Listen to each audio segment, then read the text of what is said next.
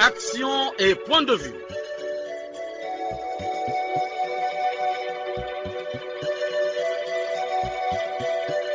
Action et point de vue.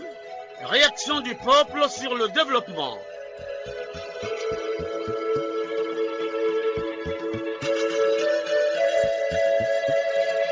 Présentation, Omer Elenga. Bonjour à tous.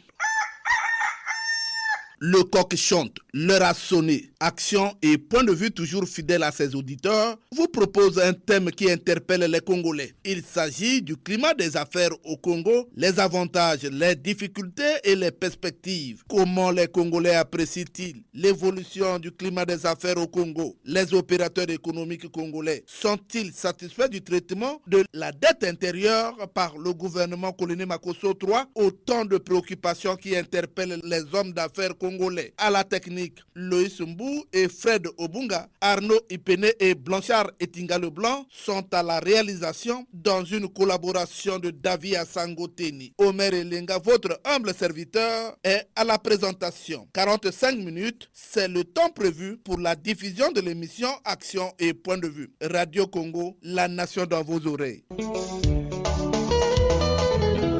Action, point de vue. Action, point de vue. Omer Elenga à côté les bino.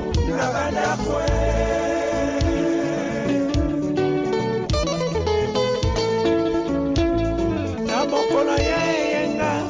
Obireko na bireko. Moto nyonso akozela. Osakolo ya peuple. Nasayo. Nasayo. Le Sumbu, le dragon noir. Technicien de Radio Congo.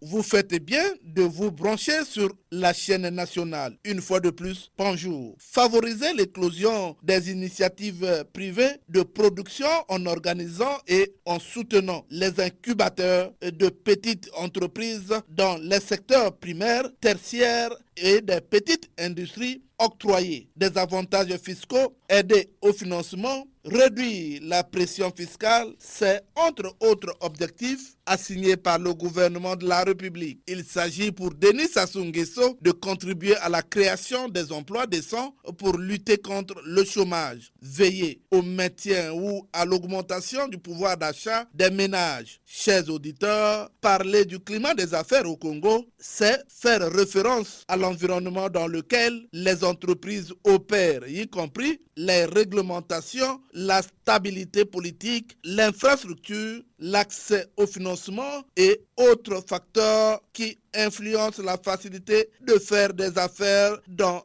un pays. Un bon climat des affaires favorise l'investissement, la croissance économique et l'innovation. Chers auditeurs, le règlement des arriérés de créances des entrepreneurs est l'une des exigences du Fonds monétaire international, FMI. La dette intérieure de l'État est-elle à apurer? Répondant aux questions des sénateurs, le Premier ministre sur le climat des affaires au Congo avait réagi dans ces termes. Anatole Koloné Makosso. Je voudrais souligner, effectivement, Vénérable Président, que l'approbation de la 6e revue par le Conseil d'administration du FMI est non seulement une étape majeure dans notre relation avec cette institution dont le Congo est membre, mais cela témoigne de la discipline et de la rigueur avec lesquelles le gouvernement a mené les réformes économiques et structurelles nécessaires pour stabiliser notre économie et poser les bases d'une croissance durable, résiliente et inclusive. Tout le mérite revient à son Excellence, Monsieur le Président de la République, parce que, comme vient-il de le rappeler, cela tient de la ferme volonté politique qu'il avait exprimée lors de son discours d'investiture du 16 avril 2021, lorsqu'il déclarait, je cite, qu'il nous fallait rétablir les équilibres macroéconomiques, réduire le déficit et ne plus jamais accepter le creusement du déficit de la balance de paiement ni l'accroissement de la dette extérieure. Le gouvernement n'a donc fait que suivre cette feuille de route avec rigueur et détermination. C'est ainsi qu'on est parvenu à maintenir la stabilité macroéconomique malgré un contexte international difficile, marqué par la crise post-Covid, la guerre en Ukraine et l'inflation internationale élevée et la volatilité des prix du pétrole. Cette réussite est le fruit des efforts collectifs du peuple congolais, qui a fait preuve de résilience face aux défis économiques et sociaux auxquels nous avons été confrontés. Je voudrais encore une fois vous remercier, vénérables sénateurs, pour le soutien que vous avez apporté au gouvernement dans la mise en œuvre d'un certain nombre de mesures qui n'auraient pas pu passer si on n'avait pas reçu l'appui des politiques et particulièrement des parlementaires vis-à-vis du peuple. On retiendra par exemple l'augmentation des prix des produits pétroliers, ce qui n'était pas une chose facile. Et bien entendu, un certain nombre d'autres mesures sévères que nous avons prises pour réussir à réaliser ce programme. Cependant, comme vous l'avez souligné, cette approbation ne doit pas nous faire oublier que notre économie reste vulnérable aux chocs endogènes et exogènes. Pour endiguer cette vulnérabilité, la stratégie du gouvernement constituera à s'articuler autour de plusieurs axes prioritaires matérialisés dans la loi de finances 2025, approuvée par nos partenaires techniques et financiers internationaux. Il s'agit des priorités suivantes. La consolidation de la stabilité macroéconomique et la viabilité de la dette, avec une gestion prudente de la dette. Et sur ce point, je peux me permettre de vous dire que les efforts fournis par le gouvernement ont permis de réduire la dette extérieure pratiquement de moitié entre 2021 et 2024. De 62,4% du PIB qu'on avait comme dette en 2020, notre dette est passée à 34,4% en 2024, grâce à une politique budgétaire rigoureuse et au respect de nos engagements internationaux. Je parle là de la dette extérieure. Et cependant, la dette intérieure a augmenté en raison des emprunts sur le marché des titres publics de la CEMAC. Pour y remédier, nous allons renforcer la gestion de la trésorerie et limiter les nouveaux emprunts non concessionnels. Mais une chose qui est à retenir, c'est l'effort que nous avons fourni pour réduire de façon substantielle la dette toxique, que nous appelons vulgairement la dette des traders. Nous avons à poursuivre le travail d'assainissement des finances publiques. Nous avons à accélérer les réformes structurelles. Nous avons à lutter contre la corruption et le renforcement de la gouvernance, à renforcer ce travail, malgré le fait qu'un grand travail a été fait. Et nous avons à diversifier notre économie et apporter un soutien au secteur privé. Nous avons à améliorer le climat des affaires. Parlant de ces deux points, on peut dire qu'un travail a été fait. Et vous remarquerez, je n'ai pas besoin de vous bombarder de chiffres, la croissance que nous avons maintenue positive de façon constante, quoique modérée, a une part importante dans le secteur non pétrolier. Si la croissance du secteur non pétrolier est évolutive et nous est actuellement relativement favorable, c'est la preuve qu'un travail important a été fait en termes de diversification de l'économie, en termes d'amélioration du climat des affaires. Permettez-moi de lever l'ambiguïté selon laquelle, comme je l'entends ici et là, on a toujours tendance à nous dire à quoi sert un programme avec le Fonds monétaire international et qu'est-ce que la fin de ce programme rapporte aux citoyens congolais. Je voudrais simplement dire, aucun pays, même les plus grandes puissances économiques du monde, ne peut être à l'abri des vulnérabilités économiques caractérisées par divers chocs, que ce soit endogènes ou exogènes. L'accompagnement du Fonds monétaire international et de tous les autres partenaires reste important pour la bonne marche de l'économie d'un pays. Le défi consiste donc à déployer des efforts pour renforcer la résilience de notre économie face aux chocs multiformes. Voilà pourquoi nous pouvons nous réjouir de la conclusion de la 6e revue de la facilité élargie de crédit, ainsi que de la conduite jusqu'à son terme du programme économique et financier appuyé par cette facilité, car nous avons franchi une étape importante dans le processus de renforcement de notre résilience. Mais ce n'est pas le bout du chemin, l'heure s'en fout. Chers auditeurs, le classement Doing Business classe le Congo au 180e rang en 2020. Le ministre des Finances, Christian Yoka, au cours de la réunion du Comité national économique et financier, fait des projections. Christian Yoka. Nous venons de passer la 6e et dernière revue programme que nous avions avec le Fonds monétaire international et le 12 mars dernier, ce programme s'est conclu d'une manière positive. Il faut saluer ce résultat, c'est la première fois. Le Congo termine un programme en 3 ans. Cette performance témoigne des efforts considérables qui ont été consentis par la population, par le gouvernement, sous le leadership de son Excellence M. Denis Sassou Nguesso, président de la République, chef de l'État. C'est l'occasion de féliciter l'ensemble des acteurs qui ont contribué à atteindre ce résultat et nous voyons là la reconnaissance de nos efforts en matière de transparence, de discipline budgétaire et de promotion de la gouvernance économique et financière. Nous n'entendons pas, bien évidemment, nous arrêter en si bon chemin. Les réformes devront être poursuivies afin de nous assurer que nous allons mettre en place une politique économique ambitieuse tournée vers une croissance soutenue et durable. Dans ce contexte et dans cette dynamique, le secteur financier constitue un pilier essentiel afin de soutenir l'économie nationale, notamment en facilitant l'accès des capitaux dédiés au financement de projets porteurs de croissance. Pour ce faire, il est indispensable que notre comité oriente son action vers des propositions concrètes en matière d'assainissement du climat des affaires, de réduction des entraves administratives et de tout autre ordre, et en faveur de la mise en place de dispositifs de protection efficaces pour les épargnants et les investisseurs. Oui, le climat des affaires au Congo, reçu au journal de 7 heures dominical de Radio Congo, Nestor Mwandibindinga, président du Congrès des jeunes entreprises du Congo, avait réagi. Nous l'écoutons. Cette dette était autour de 2000 milliards et une partie de la dette a été payée. Mais aujourd'hui, nous ne pouvons pas dire le montant total de la dette intérieure. Simplement parce qu'il y a des revendications des opérateurs économiques sur la procédure qui a été lancée. Donc, la dette du Congo est autour de 2000 milliards de francs CFA. Bon, il a été mis en place un comité dont j'ai la charge de diriger au niveau du ministère des Finances. Nous ne sommes pas un peu d'accord dans la procédure que le gouvernement a mis en place pour payer la dette intérieure. Vous savez, le décret qui annonce la décote des dettes des entreprises est une situation très dangereuse pour les entrepreneurs. Parce que, comme vous le savez, les entreprises ont travaillé, les dossiers ont été contrôlés par les différents cabinets d'audit. Donc, la dette est réelle. Mais lorsque le gouvernement prend l'option d'écoter créances des entreprises de 65, 35, 25, c'est une affaire très compliquée. Parce que l'opérateur économique a des dettes vis-à-vis de la banque, a des dettes vis-à-vis des travailleurs, a des dettes vis-à-vis des fournisseurs. Et malheureusement, nous sommes rentrés, le président a mis en place un décret qui d'ailleurs n'apporte pas des solutions aux entreprises. Nous réclamons justement la révision de ce décret parce que les entreprises économiques du Congo n'arrivent pas à s'en sortir.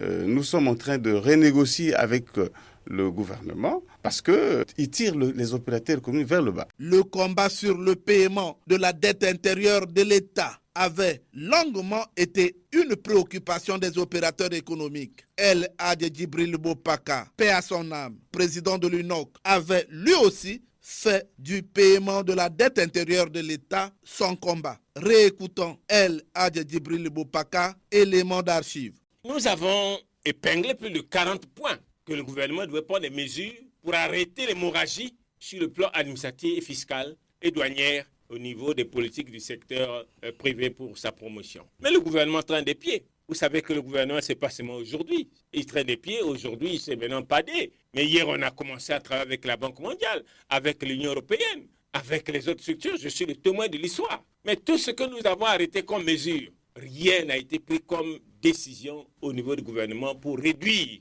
les pressions au niveau de la fiscalité, les pressions au niveau de l'absence des structures de financement, parce qu'ils ont privilégié ce qui n'était pas à privilégier. Lorsqu'on vous dit, bon, la facilité de créer des entreprises, oui, ça c'est pour les profanes, lorsqu'ils entendent qu'on a facilité la création des entreprises. Mais faciliter la création d'entreprises, il faut le faire accompagner avec les mesures d'appui et d'assistance de garantie pour permettre à l'opérateur économique de respirer.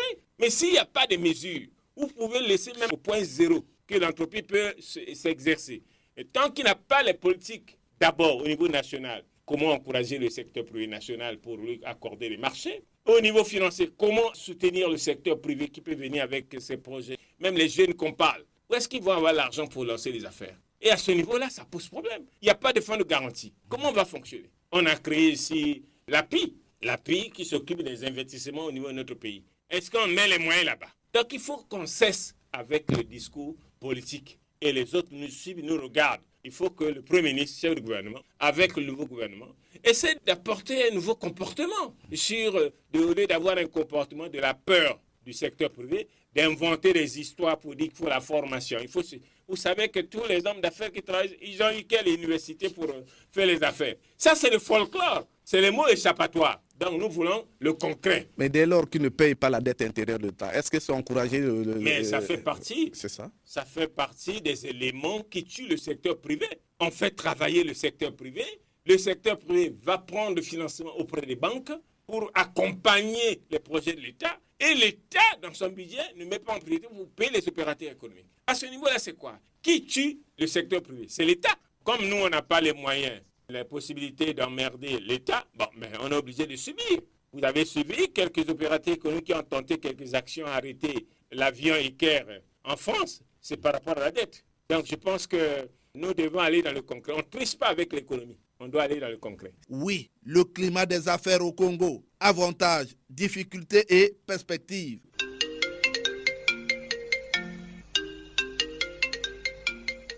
Le téléphone sonne. Il déclare, les Congolais ont soif, les langues se délient. Nous ne choisissons pas les intervenants. Appelez et vous serez reçus. Allô?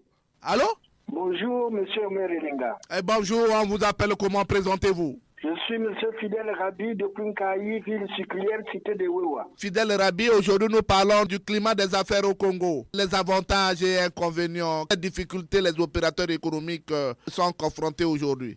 Monsieur Omer Elenga, le climat des affaires, c'est tout d'abord l'ensemble des dispositions et des conditions qu'un pays met en place pour faciliter la création et la gestion des affaires ou des entreprises dans ce pays. Donc, l'un des avantages, évidemment, des climats d'affaires, c'est la facilité de créer et de gérer une affaire en création. Alors, gérer une affaire en création, étant donné que beaucoup d'opérateurs économiques se plaignent du fait que l'État leur doit beaucoup d'argent, ne paye pas, est-ce qu'on peut avancer les affaires au Congo avec des dettes? Monsieur Omer Elenga, c'est l'habitude des dirigeants des pays africains. Ils ne connaissent pas que lorsque vous payez des dettes des entrepreneurs, cela leur permet de réinvestir et de supporter leurs charges dans leurs affaires. Mais lorsque vous les bloquez des années et des années, vous ne les payez pas,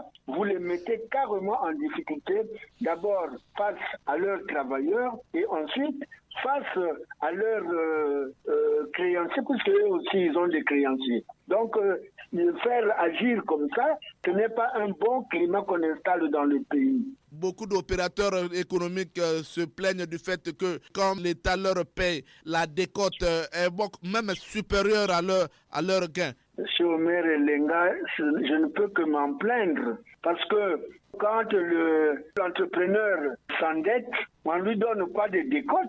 Maintenant, quand c'est lui qui prête ce qu'on doit, on commence à parler de décote.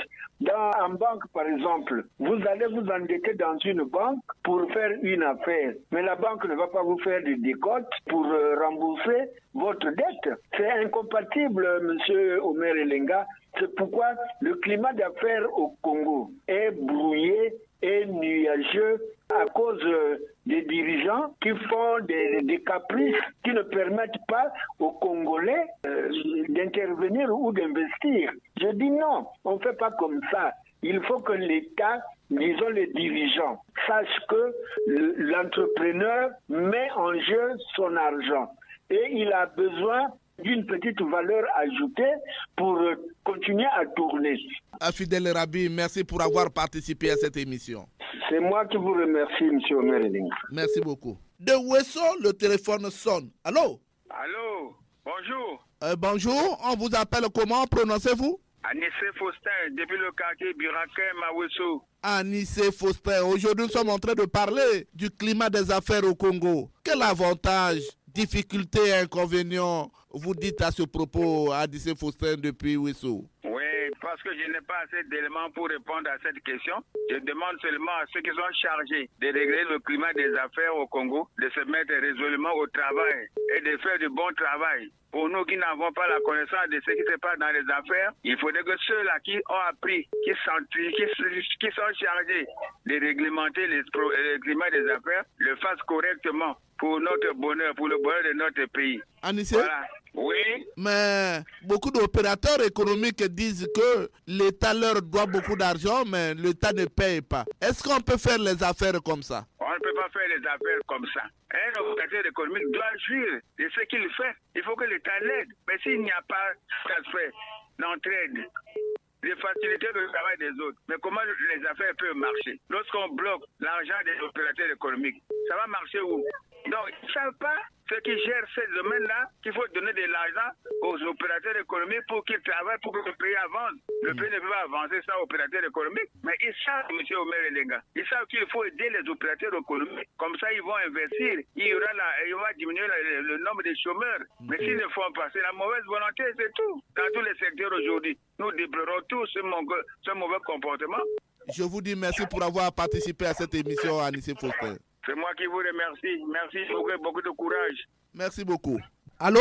Oui, bonjour monsieur Omer. Bonjour, on vous appelle comment? Je suis Simon-Pierre Ndiangiboussoukou au village Mouiwoumi dans le district de Nyanga. Simon-Pierre, aujourd'hui nous sommes en train de parler du climat des affaires au Congo. Quel avantage, difficultés, inconvénients que vous avez recensés au sujet des opérateurs économiques? Monsieur Omer, on ne peut même pas parler des opérateurs économiques. Aujourd'hui, je ne sais pas à quel niveau on va les placer. Ils sont là, les pauvres, ils ne font que mourir un à un parce que l'État congolais a déjà perdu la fibre patriotique. Les dirigeants sont là. On préfère peut-être s'occuper des étrangers que de vouloir développer le pays à travers les opérateurs économiques. Mais je ne sais pas s'il y a même 5 dans ce pays-là. C'est ça ma première réaction, M. Omer. Paix à son âme, El Hadj Djibril Bopaka, président de l'UNOC, avait décrié le fait que le gouvernement n'avait pas la volonté de payer les opérateurs économiques. Monsieur Omer, la belle femme ne donne que ce qu'elle a. Paix à son âme au défunt Bopaka. Mais je suis sûr qu'il s'est battu jusqu'à la fin de ses jours pour que la vie des opérateurs économiques au Congo soit comme ailleurs. Mais malheureusement, on préfère payer la dette extérieure que de payer la dette intérieure. C'est pourquoi il y a trop de chômeurs. Simon-Pierre, Monsieur Omer, je vous dis merci pour avoir participé à cette émission. Oh, quel bonheur pour moi et pour tous les Congolais. Que Dieu vous bénisse. Merci Simon-Pierre. Allô? Oui, bonjour, monsieur Omer. Bonjour, prononcez-vous? C'est monsieur David Nongo à Dolizy. David Nongo, aujourd'hui nous sommes en train de parler du climat des affaires au Congo. Avantages, inconvénients et perspectives. Que dites-vous? Bien, merci, monsieur Omer. Je me poserai la question, est-ce qu'il y a un climat des affaires au Congo? Est-ce qu'il y a les affaires au Congo? Même quand on dit président des opérateurs économiques. Mais les opérateurs économiques, là, le président, là, à quelle affaire? Est-ce qu'il a une entreprise? Est-ce qu'il fabrique même des aiguilles, les boutons? Non, il n'y a pas des affaires au Congo. Même quand à l'université, il y a un département là où on apprend l'entrepreneuriat. Mais les enfants qui font cette formation, l'entrepreneuriat, mais l'entrepreneuriat, pour créer une entreprise, il faut des moyens. Est-ce que c'est avec les feuilles d'avocatier, les feuilles de safoutier, de manguier qu'on peut créer une entreprise? Les affaires, il faut l'argent. Hein? Peut-être ceux qui ont l'argent, qui peuvent créer les affaires pour embaucher les Congolais, sont au chômage. Mais le peuple, par exemple, le fils d'un paysan qui va faire un cours sur l'entrepreneuriat, il va ouvrir l'entreprise comment? Il doit avoir l'argent comment? Est-ce que l'État congolais va créer une banque de crédit des entrepreneurs ou bien comment? Parce que l'enfant peut se dire, bon, moi je veux développer l'agriculture, je vais développer l'élevage. Mais au prime abord, il faut avoir des moyens. Donc moi, je penserais que nous avons un ministre de la coopération. Quand il sort, quand il va à l'étranger, qu'il aille coopérer les investisseurs pour qu'ils viennent créer des emplois. Hein? Nous avons suffisamment des atouts pour que les internationaux viennent créer des entreprises dans notre pays. Merci beaucoup, David Nongo. Merci beaucoup, monsieur Omer. Merci. Doyo, le téléphone sonne. Allô? Oui, bonjour. Bonjour, présentez-vous. C'est monsieur Eugène Deyenda depuis Oyo. Eugène Deyenda. Aujourd'hui, nous sommes en train de parler du climat des affaires au Congo. Les avantages, les difficultés et les perspectives. Vous avez un mot à dire? Merci, M. Omer Elenga. Je commencerai par dire que quand nous voyons le climat du Congo, composé des terres fertiles, des fleuves, des forêts, avec une diversité de faune et de flore, nous sommes en droit de confirmer que le climat congolais est un don divin qui devrait propulser tout ce que les Congolais entreprendraient. J'insiste sur tous les plans, M. Omer Elenga. Mais nous constatons quoi? Les atouts naturels que Dieu a donnés au Congo ne font pas l'objet des bonnes politiques Aujourd'hui, Monsieur Omer, notre pays ne devrait plus être dépendant des autres, tant sur le plan agricole que de l'élevage. Si l'idée lancée dans les années 1979-80, si j'ai bonne mine, qui stipulait autosuffisance alimentaire d'ici à l'an 2000, était bien ficelée, bien maîtrisée et mise en pratique par nos gouvernants à cet instant de notre communication, Monsieur Omer, ça ne serait que du bonheur pour le Congo, même pour les générations futures. Mais cela n'a jamais été réalisé comme l'a voulu le géniteur de cette expression. Qu'à cela ne tienne, Monsieur Omer, personnellement, je ne connais presque rien sur les hommes d'affaires congolais. Mais ce qui est vrai, Monsieur Omer, c'est que expatriés ou nationaux, ils nous ont laissé beaucoup d'éléphants blancs dans toute la République.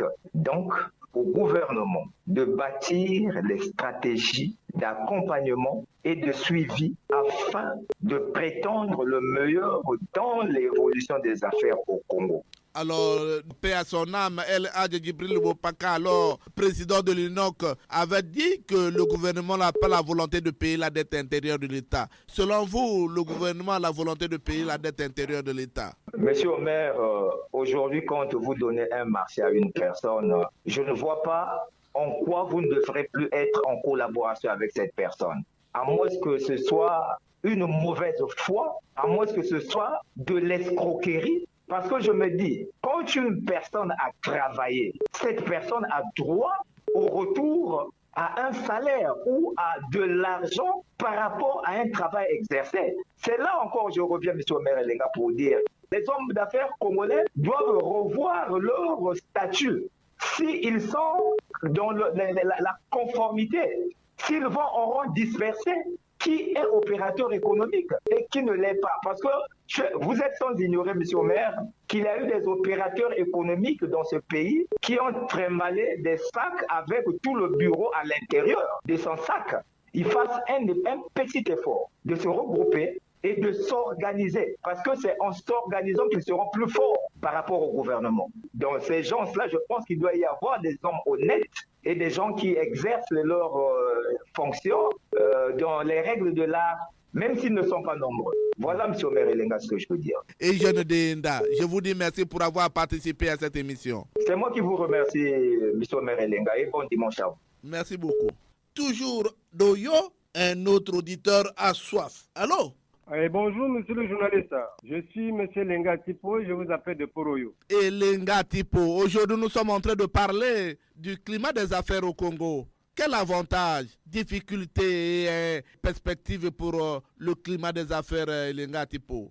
Une fois de plus, je vous dis merci, monsieur le journaliste.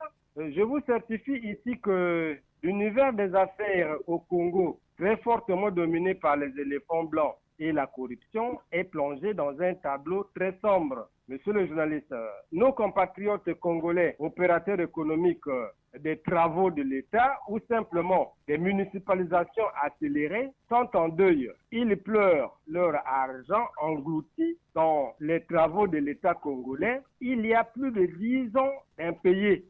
Certains d'entre eux, monsieur le journaliste, ont perdu leur statut d'opérateur économique pour une vie de la main tendue par manque de moyens financiers. Quel regret, mon cher ami. Les opérateurs économiques congolais de nos jours se heurtent à une indifférence en fer de la part des gouvernants sur le paiement de leurs dettes antérieures, sans cesse galopantes. Monsieur le journaliste, la cause principale de cette misère que traversent nos compatriotes hommes d'affaires congolais de nos jours reste l'immaturité professionnelle qui s'explique ici non seulement par la mauvaise qualité de leurs ouvrages, mais aussi par le non-achèvement de leurs travaux. Monsieur le journaliste, nous avons ici beaucoup de leçons à tirer. La première reste, on n'est pas opérateur économique accroché simplement au projet de l'État qui lui-même vit de la politique de la main tendue. La deuxième leçon, monsieur le journaliste,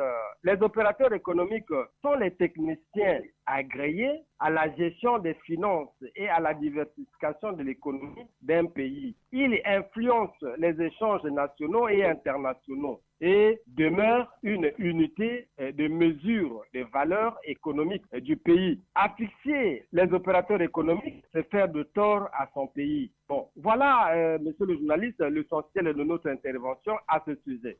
Bon vent à cette émission et nos salutations sans frontières à tous nos meilleurs auditeurs. Merci une fois de plus, monsieur le journaliste. J'en ai terminé. Jean-Elenga Tipo, merci pour avoir participé à cette émission. Non, c'est à nous de vous remercier, monsieur le journaliste.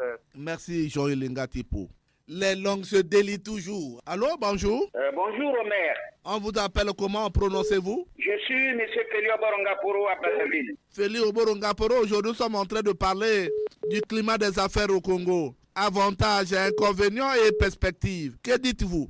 Merci Omer Elenga de votre micro tendu. Jusqu'au moment où nous sommes avec vous, le climat des affaires est visiblement affaibli et perturbé par plusieurs obstacles. Les pouvoirs publics qui ont le rôle de sécuriser le climat des affaires n'arrivent pas à alléger progressivement la dette intérieure des opérateurs économiques. La parafiscalité à tous les niveaux dérange au quotidien les entreprises. Nos amis qui ont choisi le Congo comme terre d'opportunité exercent les métiers même quand la loi leur interdit, sous les yeux impuissants des pouvoirs publics. Les banques de la place n'ont plus de considération pour les entreprises. Les entrepreneurs ne sont pas accompagnés, d'où les cas de faillite sont toujours là.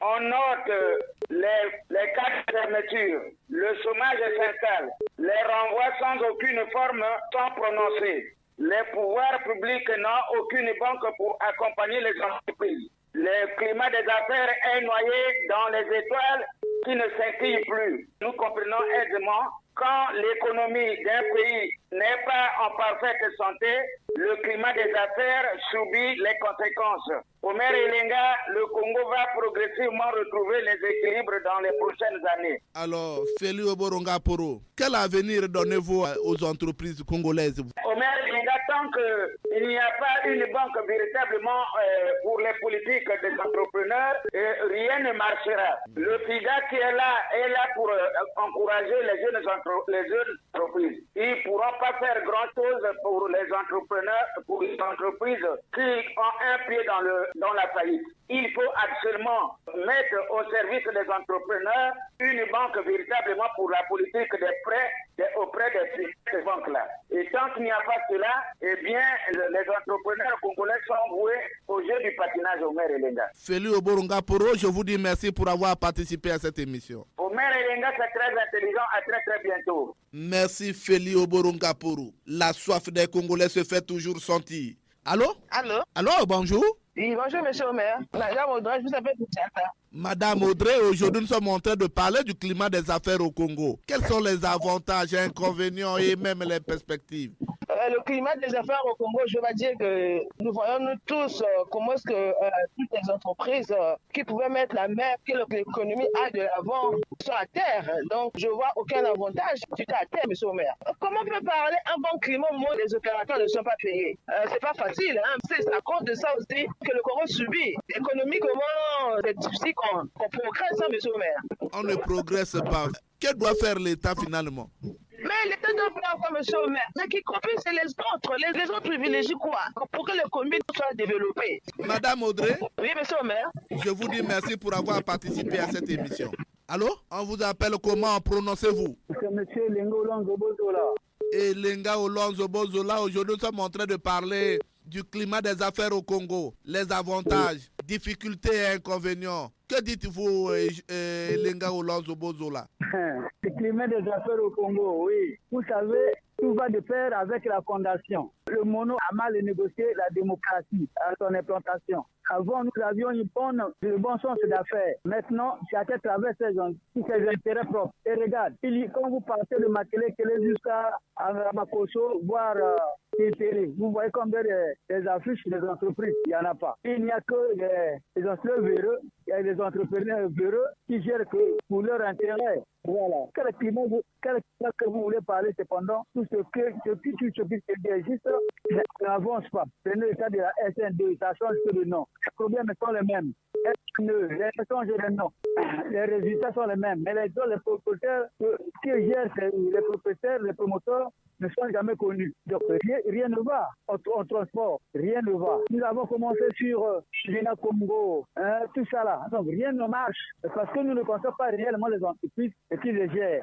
Les propriétaires de ces entreprises. En réalité, on a organisé, après le mono avec le suivi. En démocratie, nous avons constaté qu'il y a un vol professionnel d'installer les prêts entreprises qui existent. Et non, même si vous prenez l'exemple, toutes les maisons construites pendant la municipalisation, toutes les maisons ne sont pas presque achevées parce qu'on ne les a pas poursuivies, parce qu'on avait que des entrepreneurs fictifs qui prenaient le label et faisaient fonctionner. Et en fait de compte, on ne peut pas les suivre parce que sur le terrain, ces entreprises n'existent pas. Monsieur Maire Elenga, je crois que pour la gestion future, il faut changer et qu'on connaisse réellement, quand on donne une entreprise, on connaît qui est l'entreprise. Comme Niamantila dans l'ancien temps, les autopierres dans les anciens temps. La solution, la sujet qu'ils sont en train de faire, faites partie tout ce qui vont en détail. De Makelele, Poto, Wende, Talangaï, tout ça dans nos villages. Ils y vont et ils vont revenir comme les grands entrepreneurs, les fournisseurs. Je crois que il y aura plus de 2 millions de Congolais qui vont travailler dans ces boutiques comme ils le font et ils viennent que pour fournir. Comme le lieu de vol professionnel, la plupart des gens qui donnent l'argent, ce sont les gens de l'État. On verra, ça c'est ma proposition. Merci beaucoup, Lonzo Bozola, pour avoir participé à cette émission. Merci. Je souhaite que si on fait face à face un ministère, qu'on appelle, on fasse face à face. Je vois comment ils vont sortir. On n'évolue pas. Merci, Lonzo Bozola. Terminons ces appels avec ce coup de fil. Allô, bonjour, prononcez-vous. Votre réaction est attendue par les Congolais. Bonjour, monsieur le maire. Jules Mesmer depuis Pointe-Noire. Jules Mesmer, aujourd'hui nous parlons du climat des affaires au Congo. Avantages, inconvénients et perspectives, que dites-vous? Monsieur le maire, je me demande au premier abord combien d'hommes d'affaires nous avons et quel genre. Je parierai le premier groupe du genre Ebina, Kumba Bernard, Camille Delopé, Mabunga Bongo, Otombongo, bref, j'en passe. Le deuxième groupe qui est né à l'occasion des municipalisations accélérées des départements. Dans ce groupe, nous avons trouvé des opérateurs économiques véreux qui ont laissé les éléphants blancs dans plusieurs départements, au vu et au su du monde, de tout le monde, surtout à ces gouverneurs qui leur ont donné des marchés. Ces faux opérateurs économiques n'ont su que s'acheter de belles voitures, effectuer des voyages avec des maîtresses dans les pays étrangers. Le troisième groupe est celui qui subit la loi des gouvernants, qui ne sont plus mis en compétition pour acquérir un marché. Parce qu'à côté, il y a des 10%, soit alors le financement du projet lui-même, c'est lui-même le patron, avec un grand P de l'entreprise, respecté et représenté par la filiale étrangère, d'où la politique de donnant et de reprendre. Donc je disais au maire que le troisième groupe est soi-disant, alors que le financement du projet, c'est lui-même le patron, avec un grand P de l'entreprise, représenté expressément par un filial des étrangers, d'où la politique de donner et de reprendre. Aujourd'hui, au maire, il y a plus d'inconvénients que d'avantages. Avec les travaux inachevés des opérateurs économiques non contrôlés. Aussi, au maire, nous avons le gouvernement qui ne respecte pas le contrat le contrat de financement avec les opérateurs économiques, qui ont eux-mêmes des problèmes financiers. Ils n'arrivent même pas parfois à payer les travailleurs parce que le marché n'a pas été convenablement financé. Par exemple, 10 millions, on lui donne 3 millions et on lui demande de faire les travaux. Le type est obligé d'abandonner les travaux parce qu'il ne peut pas s'en sortir, lui-même n'ayant rien dans son commerce. Avec la manière dont est géré le trésor, je me demande que pouvons-nous faire, que peuvent faire ces opérateurs économiques, ces hommes d'affaires dans notre pays. Le trésor est tellement mal géré que les gens n'ont pas la possibilité de se confecter, de faire les affaires. C'est des problèmes, monsieur le maire. Merci Jules Mesme. Ouf!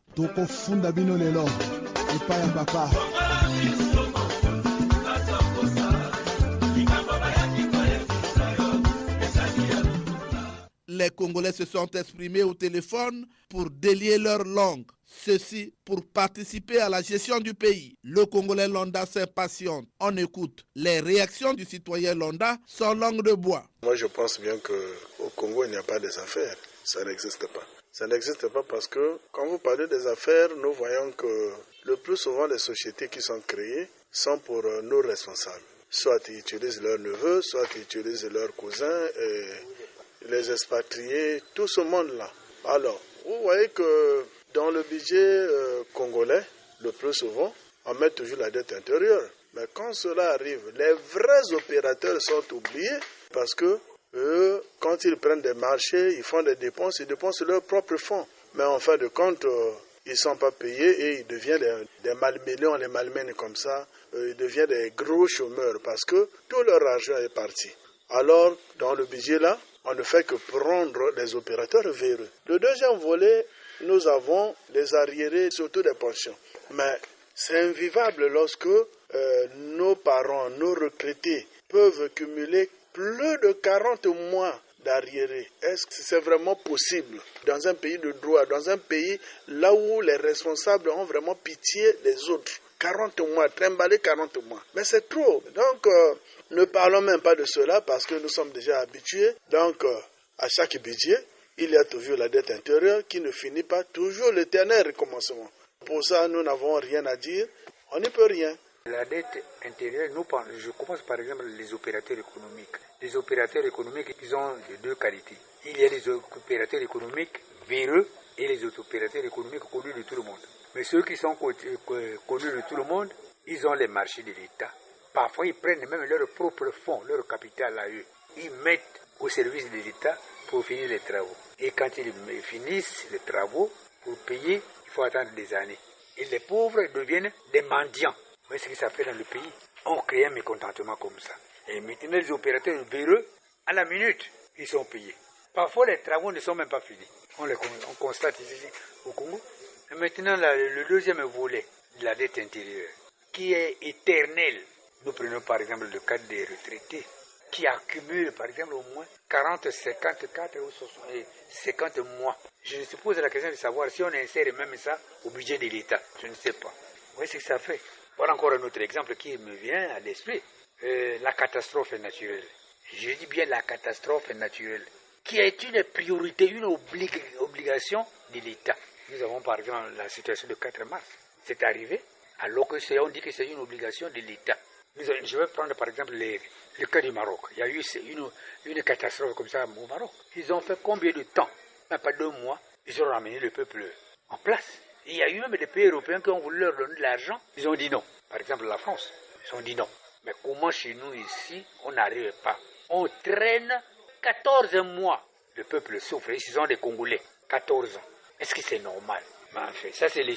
Mais, venez dans le quartier où il y a eu les sinistres là. Vous voyez que la plupart des propriétaires des maisons sont morts à cause des soucis.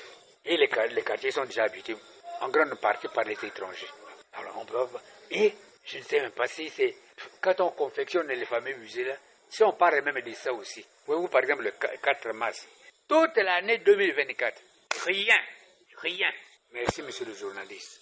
La fiche directe est ainsi dévoilée aux autorités de s'en saisir pour en faire bon usage. Retenons tout simplement que Le climat des affaires au Congo doit faire l'objet d'un état des lieux approfondi pour résoudre définitivement les difficultés enregistrées par les opérateurs économiques. Le paiement de la dette intérieure de l'État est l'une des solutions pour l'amélioration du climat des affaires au Congo. Faire autrement, c'est mettre en difficulté les opérateurs économiques congolais. C'est la fin de cette production. Était à la technique Loïs Mbou et Fred Obunga. Arnaud Ipene et Blanchard Etinga Leblanc ont réalisé cette production dans une collaboration de Davia Sangoteni. Omer Elenga, c'est moi. Joignez-nous au numéro 06 663 15 41 ou au numéro 05 521 91 97. Suivez-nous sur YouTube en mentionnant Action et Point de Vue. Prochaine production.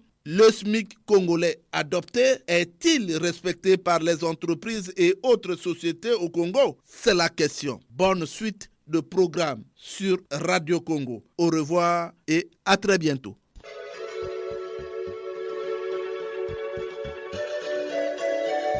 C'était Action et Point de Vue, Omer Elenga.